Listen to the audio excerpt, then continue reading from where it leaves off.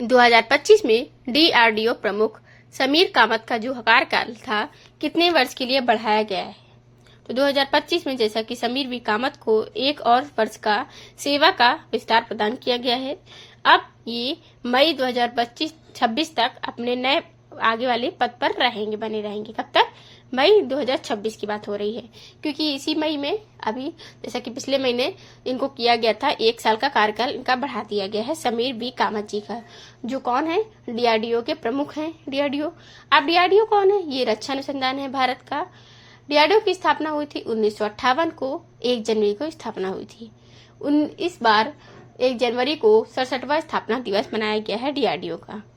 अब अगला क्वेश्चन हमारा, कौन सा भारतीय शहर एशियाई भारोत्तोलन चैंपियनशिप 2026 की मेजबानी करेगा? कौन सा भारतीय शहर है? तो भारतीय शहर गुजरात, अहमदाबाद का गुजरात शहर जो है ये एशियाई भारोत्तोलन चैंपियनशिप 2026 की मेजबानी करने जा रहा है। जैसे करेगा इस बार। अब भारतीय भारोत्तोलन महासंघ है, ये IWLF ने पुष्टि की हुई है कि 2026 एशियाई भारोत्तोलन चैंपियनशिप का जो आयोजन है ये 1 से 10 अप्रैल के बीच में अहमदाबाद गुजरात में किया जाएगा। मतलब ये 2025 की बात नहीं हो रही है, अगले साल आने वाले साल में की बात हो रही है। 2026 में एशियाई भारोत्तोलन चैंपियनशिप की मेजबानी कर रहा है गुजरात का अहमदाबाद शहर। जैसा कि सभी को पता है, गुजरात जो है सबसे ज्यादा तटीय सीमा वाला, मतलब जो कि तटीय जो उसका होती है सीमा, उसकी ज्यादा है। किसकी? गुजरात की सबसे ज्यादा। दूसरे नंबर पर है आंध्र प्रदेश। गुजरात की राजधानी है गांधीनगर। गुजरात की सीएम की बात करें तो यहाँ पर वर्तमान में अभी आचार्य देवव्रत यहाँ के गवर्नर हैं। इसकी किसके? गुजरात के। गुजरात में कृष्ण मृग राष्ट्रीय उद्यान है गांधीनगर, जैसा कि इसकी राजधानी है गुजरात की। अब गुजरात में ही बात करें तो जैसा कि यहाँ पर लोथल, धौलावीरा जो कि हड़प्पा स्थल पुरातत्व स्थल कहाँ पाए जाते हैं? गुजरात में पाए जाते हैं यहाँ पर। अब गुजरात के कच्छ जिला है जो गुजरात का क्षेत्रफल की दृष्टि से सबसे बड़ा क्षेत्र का जिला है, गुजरात का है। जामनगर गुजरात में ही वनतारा में किसने? प्रधानमंत्री नरेंद्र मोदी जी ने उद्घाटन किया था वन्यजीव संरक्षण के लिए। गुजरात राज्य की बात हो रही है गुजरात में। अब एशियाई भारोत्तोलन चैंपियनशिप तो कर ही रहा है गुजरात। कब करेगा? ये 2026 में आयोजित होगा गुजरात शहर में। अगला 2025 में आईपीएल ट्रॉफी कौन जीतेगा? 2025 में ये अभी तक हो रहा था कि 3 जून को जैसा कि लास्ट फाइनल हो चुका है आईपीएल ट्रॉफी। अब इसमें जीता कौन था? आरसीबी जीती थी, क्योंकि मुंबई इंडियंस पहली बार ऐसा हुआ है कि जब मुंबई इंडियंस बाहर हो चुकी है किससे? फाइनल से। और बचे कौन थे? 2 टीमें जिसमें कंपटीशन चल रहा था सामने सामने। कौन थे? आरसीबी थे और पंजाब थे, पंजाब किंग्स। इन दोनों के बीच में रॉयल चैलेंजर्स बेंगलुरु और विराट कोहली के जो 18 साल के इंतजार के बाद में पंजाब किंग्स की दृढ़ता से आईपीएल का नया विजेता बनने की उम्मीद थी। किसकी? रॉयल चैलेंजर्स बेंगलुरु की। और जैसा कि आरसीबी जीत चुकी है आईपीएल 2025 का फाइनल, 3 जून को इसको फाइनल हुआ था और इसका भी अहमदाबाद गुजरात में ही फाइनल हुआ था। कहाँ पर? नरेंद्र मोदी स्टेडियम में। विराट कोहली ने इसके फाइनल में मतलब आरसीबी जीती हुई है। अब इस बार चैंपियंस ट्रॉफी भारत ने भी इस बार जीती हुई है। जैसा कि क्या जीता था? चैंपियंस ट्रॉफी इस बार की उसने भी भारत ने जीती हुई। अब यहाँ पर आरसीबी है। 18 साल में पहली बार आईपीएल ट्रॉफी जीतने वाली कौन सी टीम बन गई है? आरसीबी हो गई है पहली बार। चलिए अगला क्वेश्चन हमारा, भारतीय पुरातत्व सर्वेक्षण ASI को हाल ही में किस राज्य में सातवाहन युग के 11 शिलालेख मिले हुए हैं?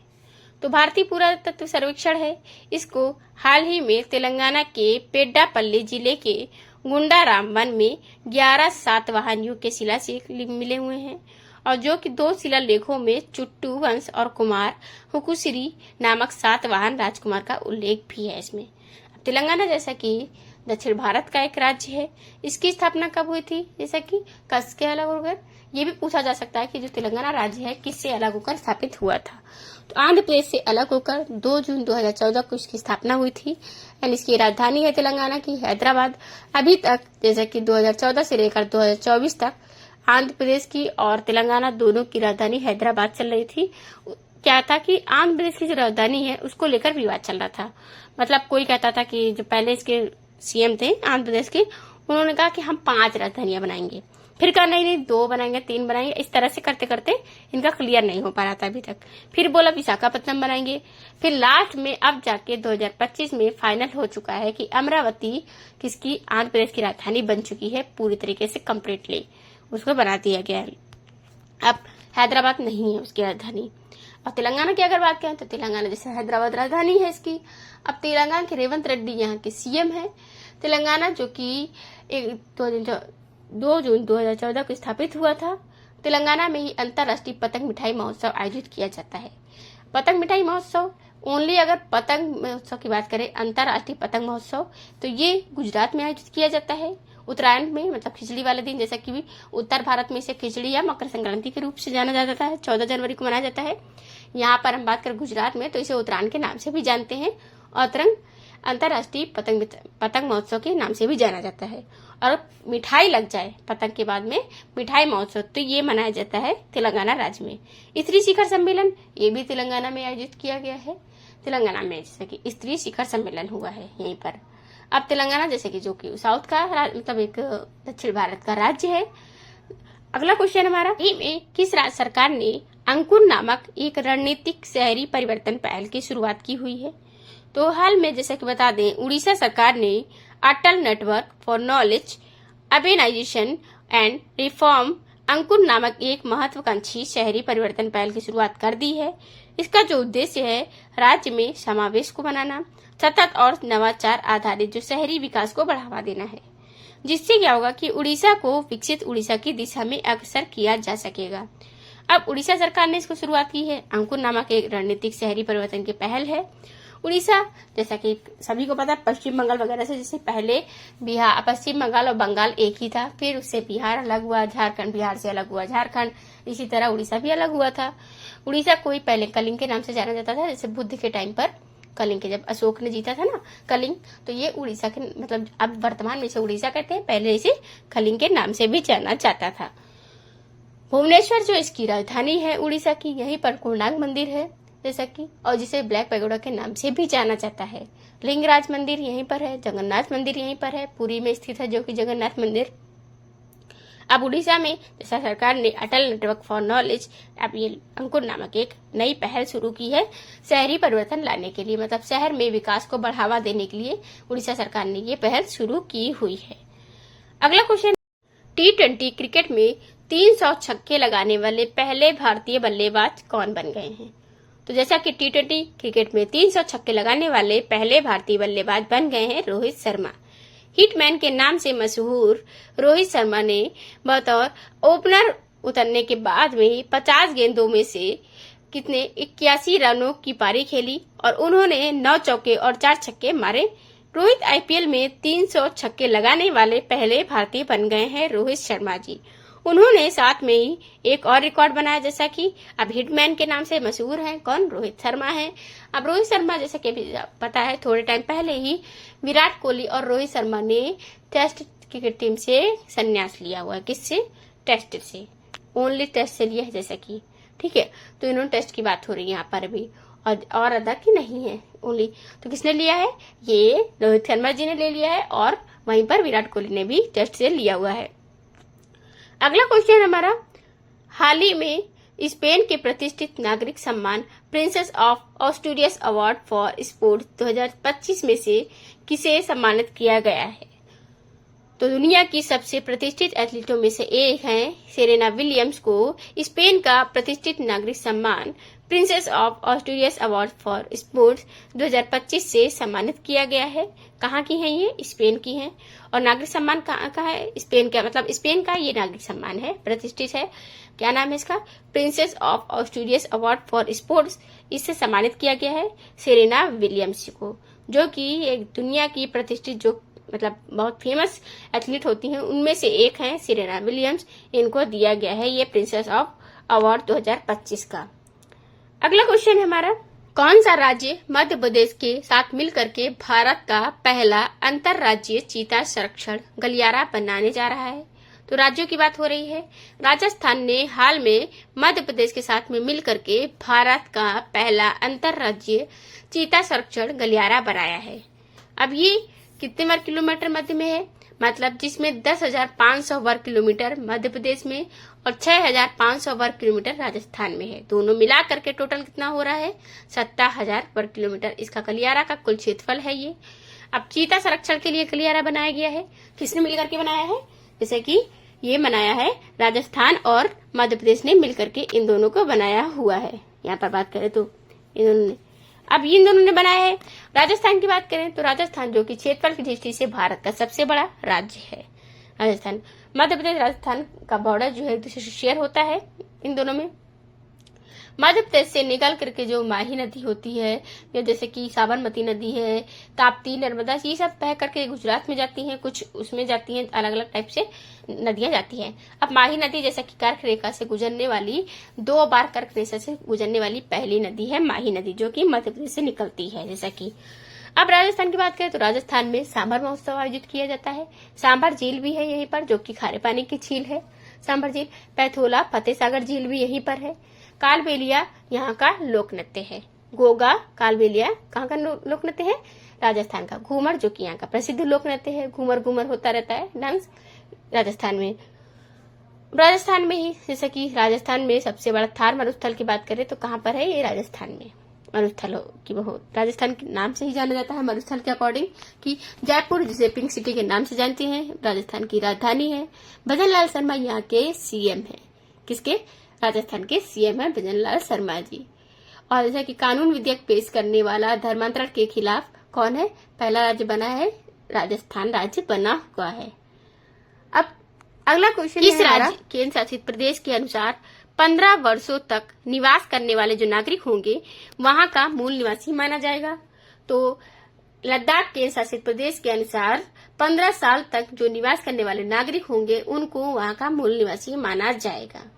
केंद्र सरकार लद्दाख में 2019 से लेकर के लगातार जो 15 साल तक रहेंगे वहां के नागरिक, मतलब कोई भी कहीं का भी हो, जैसे कि अपने पूरे भारत का कोई भी व्यक्ति अगर वहां पर जाता है और 2019 से अगर लगातार 15 सालों तक रहता है तो उसे वहां का मूल निवासी घोषित करने की योजना बनाई है। किसने? केंद्र सरकार ने बनाई है लद्दाख में। जैसा कि लद्दाख यूनियन टेरिटरी है, अब इसको 2019 में यूनियन टेरिटरी, पहले ये राज्य था, अब ये यूनियन टेरिटरी बना दिया गया है वर्तमान में। तो यहाँ पर मतलब क्या है ना कि 2019 के बाद ये कानून लागू हुआ है, तो इसका मतलब ये नहीं है कि अब 2024 में कोई जाएगा तो या 25 में कोई जाएगा और उसको जाके टोटल 2034 में पूरा कंप्लीट हो रहा है 15 साल तो उसको वहां की नागरिकता मिल जाएगी। नहीं, मतलब कि जिस साल में भी जाएंगे, जैसे 2025 में अब इस बार गया कोई, तो इसके बाद टोटल 15 साल जोड़ लो तब जाके उसे वहां की नागरिकता मिलेगी, मतलब उसे वहां का मूल निवासी माना जाएगा लद्दाख का। लद्दाख की जैसे जो कैपिटल अगर कहें तो लेह है लद्दाख की। और जैसा कि सबको पता है कि वो ठंडा स्थान है और वहां पे सरवाइव करना या मतलब रह पाना आसानी से बहुत बड़ी बात है।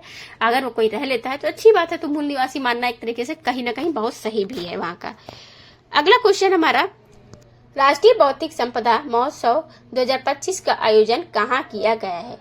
तो देहरादून में जैसा कि राष्ट्रीय बौद्धिक संपदा महोत्सव 2025 CSIR भारतीय पेट्रोलियम संस्थान, CSIR मतलब IIP देहरादून ने बौद्धिक संपदा IP के बारे में जागरूकता फैलाने के लिए 29 मई को राष्ट्रीय बौद्धिक संपदा महोत्सव 2025 मनाया है। ये कहाँ पर हुआ है? उत्तराखंड के देहरादून में हुआ है। जैसा कि देहरादून इसकी कैपिटल है उत्तराखंड। नैनीताल और हरिद्वार यहीं पर स्थित है। जैसा कि हरिद्वार में 4 धाम में कहाँ पर होता है? 4 जगहों पर जैसा कि महाकुंभ आयोजित किया जाता है, तो उनमें से एक है हरिद्वार जो भागीरथी नदी के किनारे स्थित है।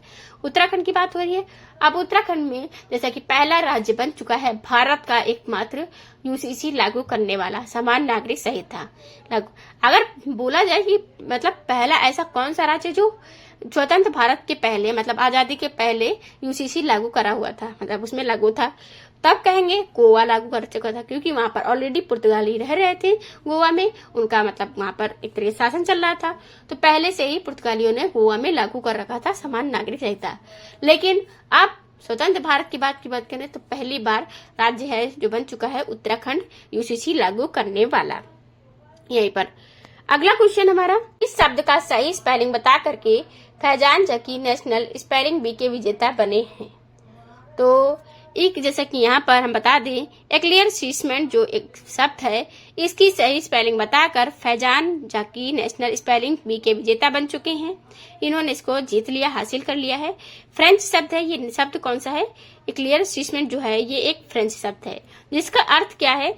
आत्मज्ञान या स्पष्टीकरण करना। और जो कि जीता किसने है? फैजान जाकी ने जीता है शब्द का सही स्पेलिंग बता करके। स्क्रिप्स नेशनल स्पेलिंग बी 2025 को जीत लिया है ये इन्होंने। यहाँ पर पहली बार, पिछली बार में क्या था ना, ये नहीं जीत पाए थे, सेकंड राउंड में रह गए थे। लेकिन जैसा कि 2025 में अब इन्होंने जीत लिया है अपना सही स्पेलिंग बता करके। फैजान जाकी ने नेशनल स्पेलिंग बी के विजेता बन चुके हैं। ये किसके लिए होता है? ओनली भारतीय मूल के, मतलब जो भारतीय होते हैं ना उनके लिए ये कंपटीशन होता है। वहाँ अमेरिका वगैरह के लोगों के लिए नहीं होता है, ये सिर्फ जो भारतीय होते हैं उनके लिए ये कंपटीशन होता है। और वही लोग ये कंपटीशन जीतते भी हैं। जैसा कि अब उनके लिए हो रहा है तो वही जीतेंगे ना, उनमें से कोई एक जीतेगा। अगला क्वेश्चन हमारा, जून 2025 को भारतीय प्रीमियर लीग IPL 2025 के फाइनल में कौन सी दो टीमें जो प्रतिस्पर्धा कर रही हैं? तो रॉयल चैलेंजर्स बेंगलोर और पंजाब किंग्स, इन दोनों टीमों ने, जैसा कि IPL की बात हो रही है, 2025 के फाइनल में टीम स्पर्धा कर रही थी, मतलब कंपटीशन इन दोनों के बीच में हो रहा था। क्योंकि जैसा कि आपको पता है मुंबई इंडियंस पहले ही बाहर हो चुकी थी। पहली बार ऐसा हुआ है कि मुंबई इंडियंस बाहर हुई है। और चांसेस भी इसमें से अब कौन बचे हैं? दो टीमें बची हैं, तो दोनों में से कोई एक जीतेगा, या तो RCB या तो पंजाब किंग्स। लेकिन अब 3 जून को फाइनल हो चुका है IPL का 2025 का। फाइनल में जीत गई है 18 साल बाद पहली बार RCB जीती हुई है। मतलब रॉयल चैलेंजर्स बेंगलोर जीत चुकी है IPL 2025 फाइनल। ये आयोजित कहाँ हुआ था? गुजरात के अहमदाबाद नरेंद्र मोदी स्टेडियम में आयोजित किया गया था। अगला क्वेश्चन हमारा, हाल ही में किस राज्य में नजात टाडी महोत्सव रोपड़ महोत्सव मनाया गया है? अब केरल राज्य में मनाया गया है नजात टाडी महोत्सव रोपड़। ये केरल के कृषि मंत्री ने नजात टाडी महोत्सव का उद्घाटन किया है। ये शब्द मलयालम शब्द है, ये लिया गया उसी से, जो मलयालम पंचांग के उस कालखंड को दर्शा रहा है जिसे धान चावल के बीज बोने के लिए आदर्श माना जाता है।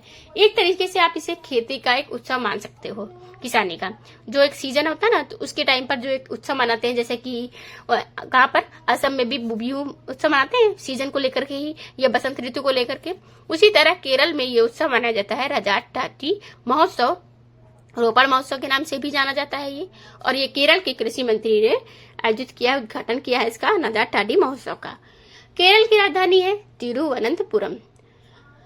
पिनराई विजयन यहाँ के CM हैं, विष्णुदेव आलेकर यहाँ के गवर्नर हैं। अब यहाँ पे हम केरल की बात करें अगर, तो ये जैसे कि एंड प्राउड परियोजना लागू करने वाला पहला राज्य बन चुका है केरल राज्य। साक्षरता वाले में भी 2011 की जनगणना के अनुसार अगर बात करें तो केरल राज्य साक्षरता वाला पहला राज्य बन चुका है, मतलब सबसे अधिक साक्षरता वाला राज्य है ये, केरल की बात करें। अब केरल है, केरल से ही कावेरी नदी, जैसे कि केरल में ही पेरियार नदी भी है, पेरियार वन्यजीव अभ्यारण्य भी केरल में ही है। साइलेंट वैली नेशनल पार्क ये भी केरल में है। मोहिनीअट्टम, कालीअट्टम ये यहाँ के लोक नृत्य हैं, किसके? केरल के, जो कि मतलब लोक नृत्य क्या प्रसिद्ध, क्या कहें इनको, लोक नृत्य तो लोक होते ही हैं, ये शास्त्रीय नृत्यों में से एक है, जो कि टोटल भारत में 8 हैं, उनमें से कालीअट्टम, मोहिनीअट्टम 2 ये लोक नृत्य हैं। अब केरल में है, केरल की बात करें तो केरल जो है अपने जो बॉर्डर है ओनली टोटल 2 राज्यों से शेयर करता है, जैसे कि कर्नाटक और तमिलनाडु से। और ये साउथ का राज्य है, सबसे लास्ट में पड़ता है, तमिलनाडु के पड़ोसी मतलब राज्य है दूसरा। ये दोनों पास पास में पड़ते हैं। अब अगला क्वेश्चन हमारा, हाल ही में कहां पर राष्ट्रव्यापी विकसित कृषि संकल्प अभियान 2025 शुरू किया गया है? तो राष्ट्रव्यापी विकसित कृषि संकल्प अभियान है 2025 का आयोजन किया गया है उड़ीसा राज्य में। केंद्रीय कृषि मंत्री ने भारत भर में 1.5 करोड़ से अधिक जो किसानों को सशक्त बनाने के लिए ICAR एंड ICIAFA भुवनेश्वर में विकसित कृषि संकल्प अभियान जो है VKSA 2025 का शुभारंभ किया हुआ है। उड़ीसा की राजधानी है भुवनेश्वर, यहीं पर आयोजित किया गया उड़ीसा में राष्ट्रव्यापी विकसित कृषि संकल्प अभियान। और शुरू किसने किया है? केंद्रीय कृषि मंत्री ने किया है। भारत में टोटल 1.5 करोड़ जो किसान होते हैं उनको सशक्त बनाने के लिए शुरू किया गया है। अगला क्वेश्चन हमारा, पोलैंड के 2025 के राष्ट्रपति चुनाव के दूसरे दौर में किसने जीत हासिल की हुई है? तो पोलैंड के जैसा कि 2025 के राष्ट्रपति चुनाव के दूसरे दौर में कारोल नवाक्री जी ने जीत हासिल की है।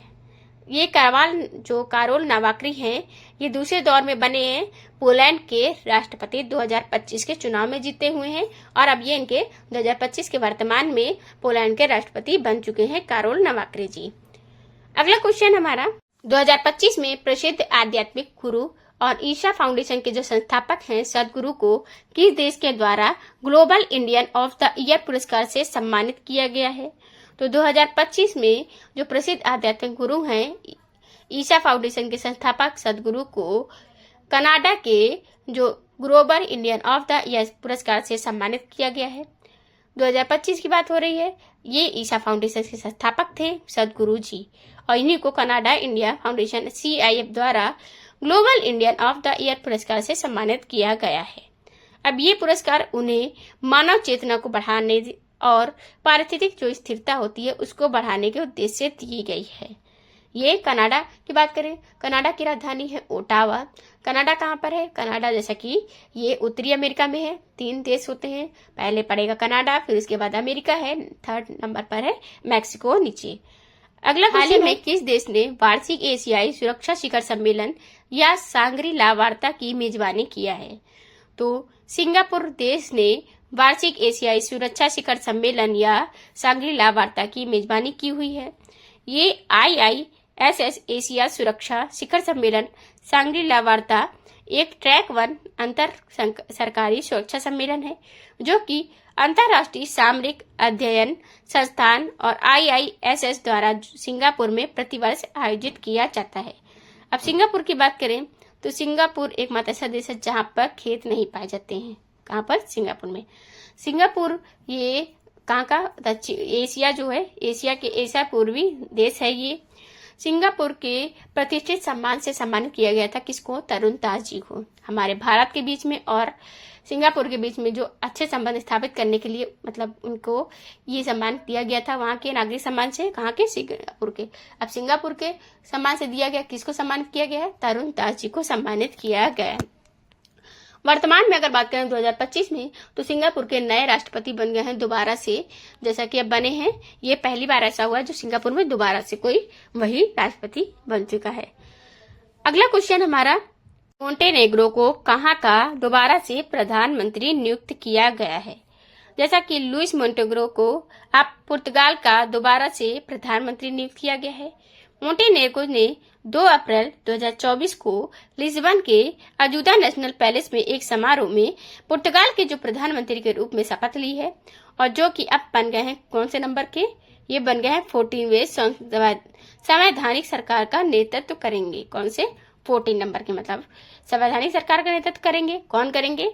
Luis Montenegro. अब ये बने कहाँ के हैं? पुर्तगाल के दोबारा से प्रधानमंत्री नियुक्त किए गए हैं और जैसा कि शपथ कब ली थी? 2 अप्रैल 2024 को ली थी लिस्बन के अजूदा में। अगला क्वेश्चन है रूस और यूक्रेन के बीच शांति वार्ता का दूसरा दौर कहाँ आयोजित किया गया है? तो रूस और यूक्रेन के बीच की शांति वार्ता का दूसरा दौर है, यह आयोजित किया गया है इस्तांबुल में। जैसा कि रूस और यूक्रेन के बीच में कई टाइम से मतलब कितने सालों से युद्ध चल रहा था, अब शांति वार्ता की बात आई है, दूसरा दौर है ये शांति का। तो इसको कहाँ पर आयोजित किया गया? इस्तांबुल में आयोजित किया गया है। रूस की बात करें तो रूस की राजधानी है मॉस्को। रोसकॉस्मोस यहाँ की स्पेस एजेंसी है। रूस के जो राष्ट्रपति हैं व्लादिमीर पुतिन हैं। इन्होंने ही अभी 81वें नंबर का अपना विजय दिवस समारोह भी आयोजित किया था जिसमें चाइना को भी बुलाया था इन्होंने और भारत को भी। और भारत और चाइना के बीच में अगर थोड़ा बहुत संपर्क रहता है और अच्छे संबंध रहते हैं तो वो किसके? रूस की वजह से रहते हैं। रूस मतलब अच्छे से बना के रखता है दोनों को मिला के। अब रूस की बात हो रही है, इन्होंने विजय दिवस समारोह भी 81वें नंबर का मनाया। इसमें भारत का प्रतिनिधित्व करने कौन गया था? बुलाया था प्रधानमंत्री जी को था, नरेंद्र मोदी को। लेकिन यहाँ पर जैसा कि सिंदूर ऑपरेशन चल रहा था और ये पहलगाम अटैक हो चुका था 22 अप्रैल को, इसकी वजह से प्रधानमंत्री नरेंद्र मोदी जी नहीं जा पाए थे। उनकी जगह पर भारत के रक्षा राज्य मंत्री संजय सेठ गए हुए थे भारत का प्रतिनिधित्व करने के लिए। और चाइना के जैसे कि वहाँ के राष्ट्रपति आए थे, चाइना के आए थे। अब यूक्रेन की बात करें तो यूक्रेन की राजधानी दीव है और यूक्रेन का जैसा छोटा सा पार्ट है उसको लेकर के ये रूस और यूक्रेन के बीच में युद्ध चलता रहता है। अगला क्वेश्चन है, हाल ही में एलन मस्क ने ट्रंप के मंत्रालय से इस्तीफा दे दिया है, वो निम्न में से कौन सा विभाग देख रहे थे? तो एलन मस्क ने सरकारी दक्षता विभाग है उससे ये मंत्रालय था इस्तीफा दिया हुआ है। अब इस्तीफा क्यों दिया? जैसा कि डोनाल्ड ट्रंप के प्रशासन के एलन मस्क ने अचानक इस्तीफा दे दिया। उन्होंने खुद इसकी घोषणा करते हुए कहा है कि अब मेरा समय पूरा हो चुका है। किसने कहा? एलन मस्क ने। और जैसा कि पता है एलन मस्क वहां के अमेरिका के सबसे करोड़पति इंसानों में से आते हैं।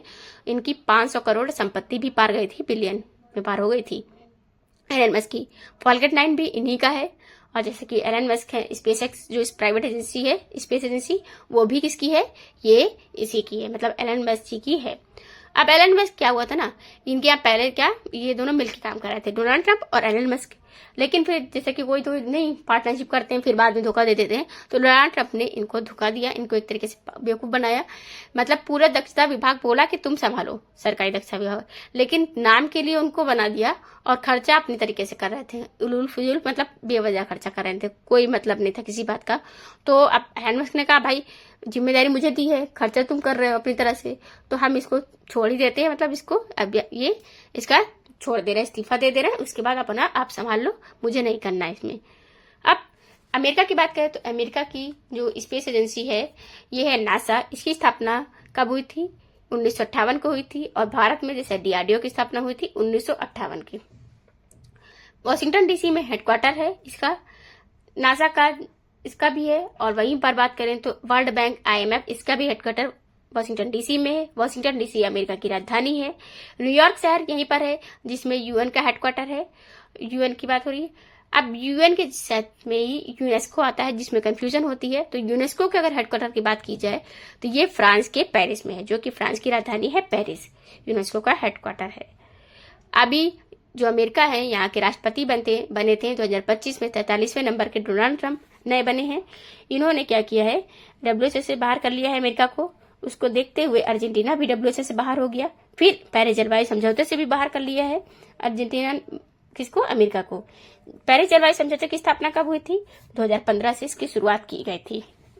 COP21 हुई थी 2015 में, जब पहली बार पेरिस में ही, वहीं पर पेरिस जलवायु समझौता क्या है? ये जलवायु को मतलब संरक्षित करने के लिए, मतलब उसके बारे में क्लियर रखने के लिए कि साफ सुथरी रहे, इसके लिए ही एक संगठन बनाया गया था।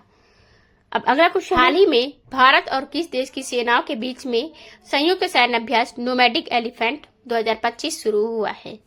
तो भारत और मंगोलिया देश के बीच में ये जो सेनाएं होती हैं उनके बीच एक संयुक्त सैन्य अभ्यास है नोमैडिक एलिफेंट 2025 शुरू हुआ हाल में, जैसा कि भारत और मंगोलिया की सेनाओं के बीच में है। ये कहाँ पर है? उलान बटार मंगोलिया में शुरू हुआ है। ये अभ्यास 31 मई से 13 जून 2025 तक अभी चलेगा। कब तक चलेगा? 13 जून तक चलेगा। शुरुआत कब से हुई थी? 31 मई से। और मंगोलिया के उलान बटार शहर में ये आयोजित किया गया है nomadic elephant.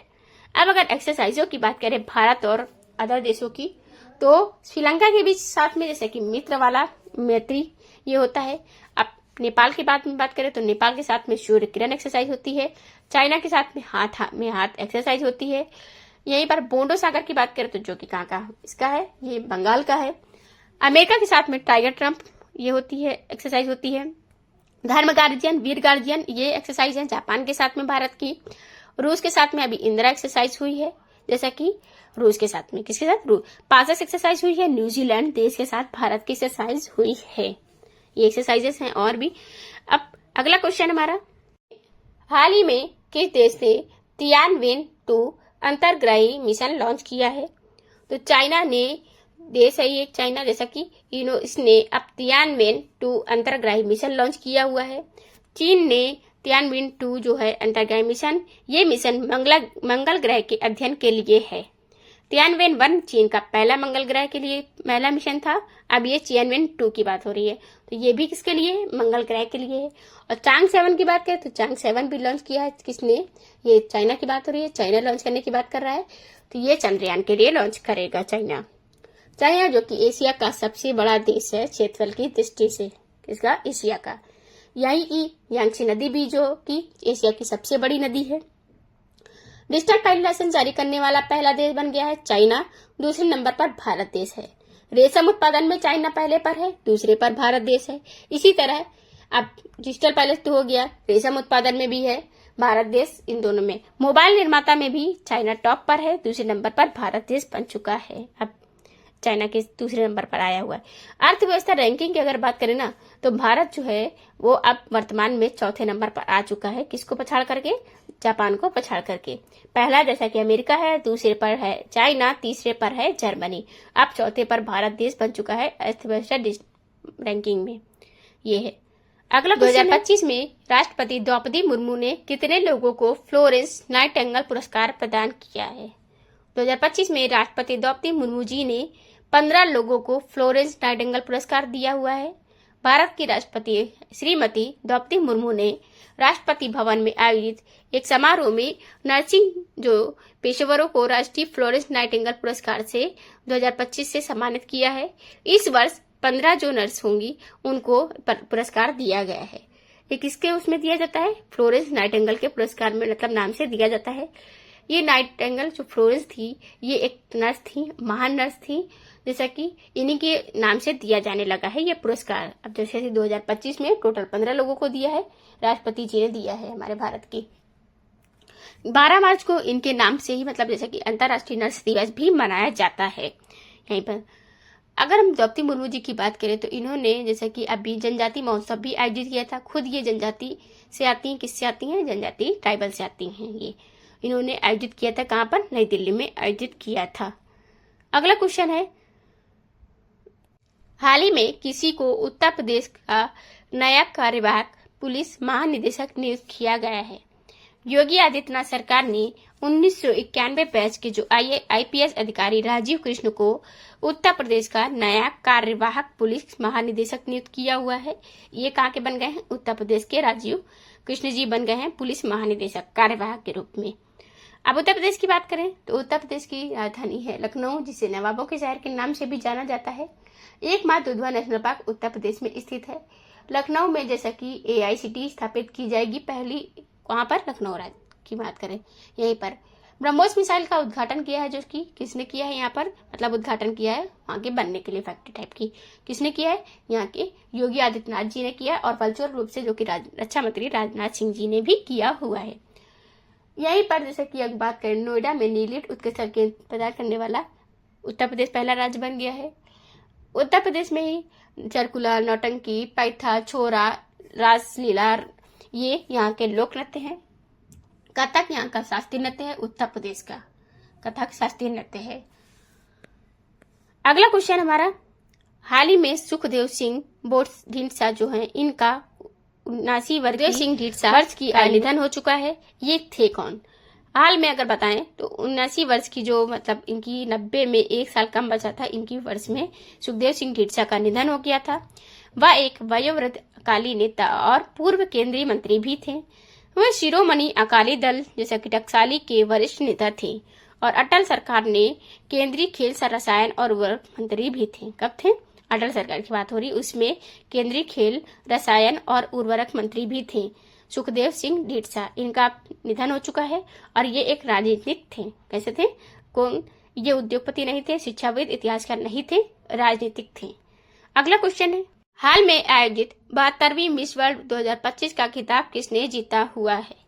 Miss World 2025 Miss World pageant का जो 72वां संस्करण था, जो कि 31 मई 2025 को हैदराबाद तेलंगाना में आयोजित किया गया था, भारत के हाईटेक्स प्रदर्शनी केंद्र में आयोजित किया गया था।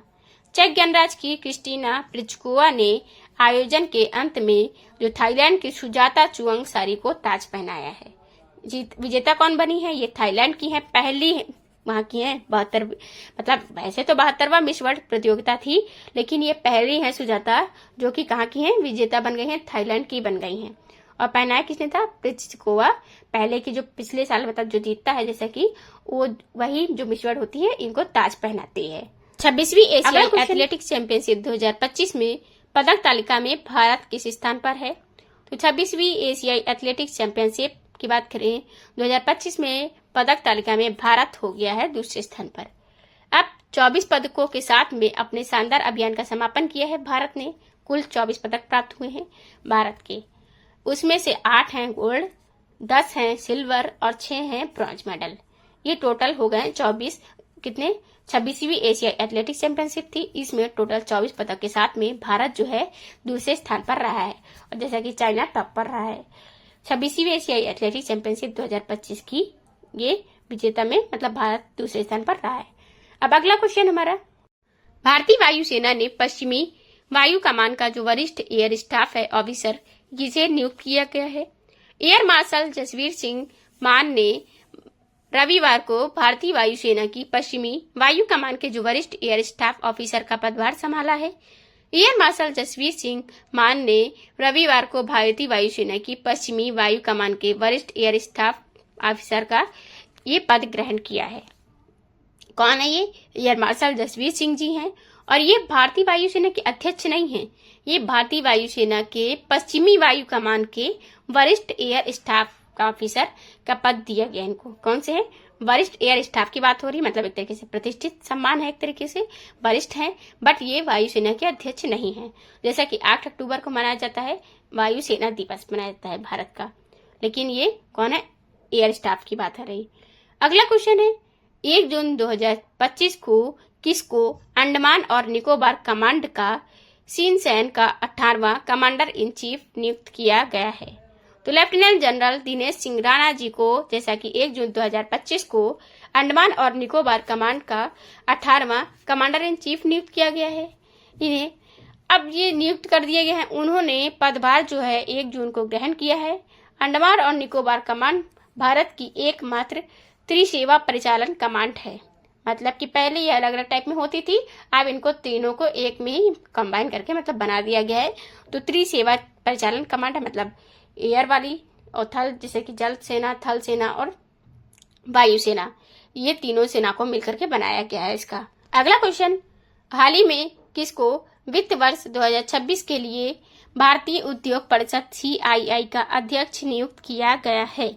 तो EY इंडिया के जो अध्यक्ष थे पहले CEO राजीव मेमानी ने CII के अध्यक्ष का पदभार ग्रहण कर लिया है और वित्त वर्ष जैसा कि 2026 के लिए ये नहीं किया गया है। भारतीय उद्योग परिषद CII के अध्यक्ष बन चुके हैं राजीव मेमानी।